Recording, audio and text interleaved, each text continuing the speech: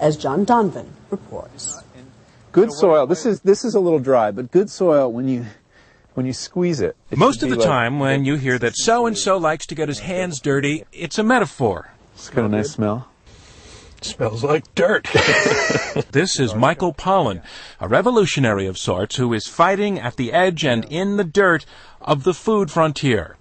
He's written a book, In Defense of Food, an Eater's Manifesto, which maintains that all the nutritional science and pieces of dietary advice we've been hearing for decades have gotten us thinking about food in ways that are actually bad for us. You can divide the world into good and evil nutrients. So at every given moment in American dietary history, there is an evil nutrient, a satanic nutrient we're trying to drive from the food supply. You know, it was saturated fat for a while, it's trans fats now. And then on the other side, there's a blessed nutrient that if you would only get enough of that in your system, you would be healthy and live forever. And now it's the omega-3 fatty acid, which is showing up in every product. You know, it's even in the orange juice and yogurt. Somehow they're getting this fish fat into these products. One of Pollan's rules is, don't eat anything your great-grandmother wouldn't recognize. Mom, the authority of mom, right, the holders of culture when it comes to food, have been undermined by both the scientists and the food marketers. Maybe I'll take some chops. Some loin chops? Yeah, that's look good. He says our old family recipes evolved the way they did for a reason. Over the centuries, they have proven to keep people alive and healthy. But now he says we've been scared off from the old ways by all this focus on nutrients, things with names like riboflavin and niacin and thiamine, with percentages and grams printed right next to them on the side of your cereal boxes. If the nutrient is the important unit, and ordinary mortals like us can't actually see nutrients or smell them or taste them, only scientists with their microscopes can actually experience a nutrient. We need experts to tell us how to eat. Butter. Here, Parquet margarine. Butter. The problem with that being that sometimes scientists are not working with all the information they need. Butter. Oh, she's here. All right, I'll taste you. Hey, you're really light, creamy. You're butter. Parquet. Oh. I grew up eating margarine. My mother, even though she knew better at some level, put margarine on the table. And the whole time she was doing it, and she was doing it because there was this public health campaign, you know, avoid saturated fat. And you had the margarine makers going on about the health benefits, you know, the health claims for their margarine. We replaced a possibly mildly unhealthy fat called saturated fat in butter with what has turned out to be a demonstrably lethal fat, trans fats, in margarine. So the modern history of food is one case like that after another. And so to avoid the margarine effect, Pollan has developed what sounds like a very simple summary of everything he thinks you really need to know about what to eat. Eat food, not too much, mostly plants. But here's the catch. He says that what Americans eat, much of the time, perhaps most of the time, it isn't actually food. So what does he think we're eating? There is food, and there is what I call edible food-like substances.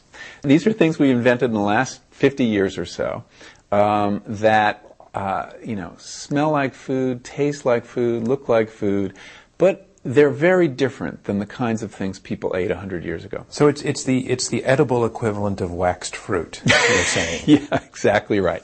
So I come up with some rules to help you distinguish the food from the edible food-like products. First is that one about not eating anything that great-grandma wouldn't recognize. Well, what exactly does that mean?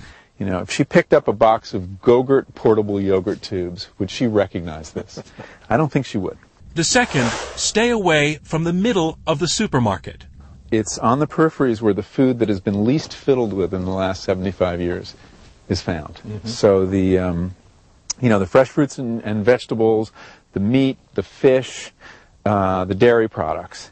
And in the middle is where you get all the kind of imperishable processed foods. So if you do most of your shopping around the edge, you're not going to get into trouble and you're going to eat real food. Pollan's rules are actually more mom than marketer.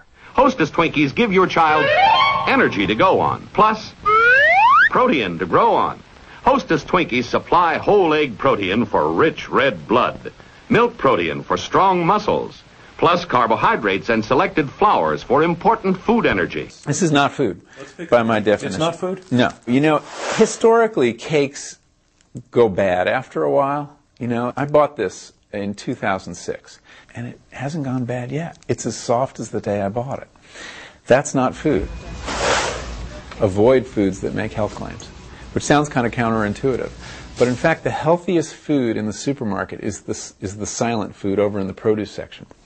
In order to make a health claim on food, first you need a package to put the health claim on. So already you're in the realm of processed packaged food. Second, you need a big corporation behind you to do the science to justify the health claim and get it through the FDA. So you have things like, whole grain, heart healthy Cocoa Puffs. You have Frito-Lay is putting health claims on some of its chips. You saying those claims are a lie? No, I'm saying that the standards are incredibly low.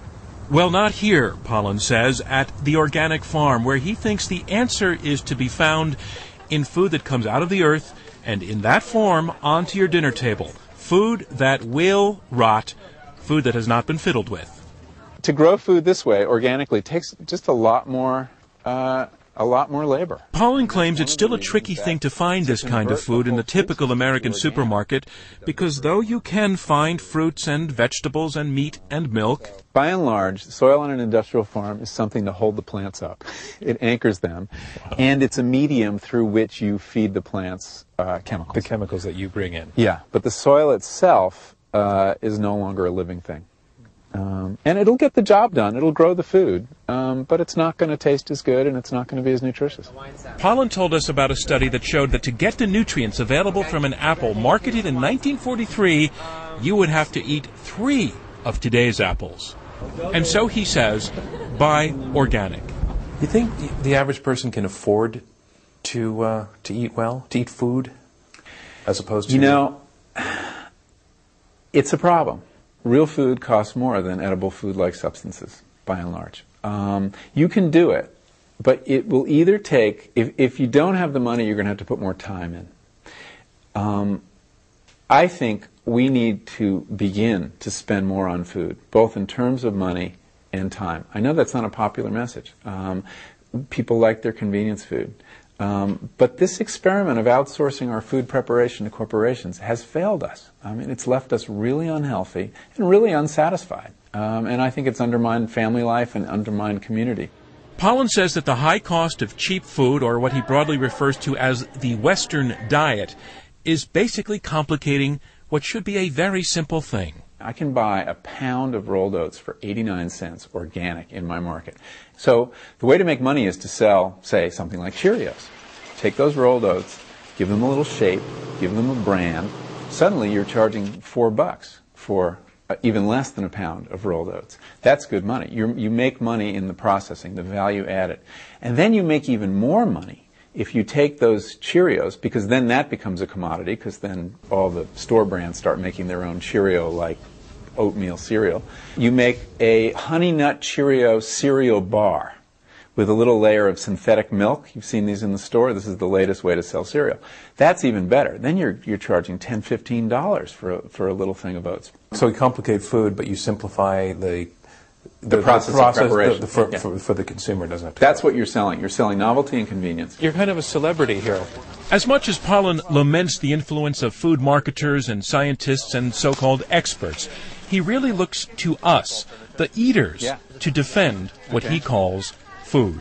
I'm John Donvan for Nightline in Berkeley, California.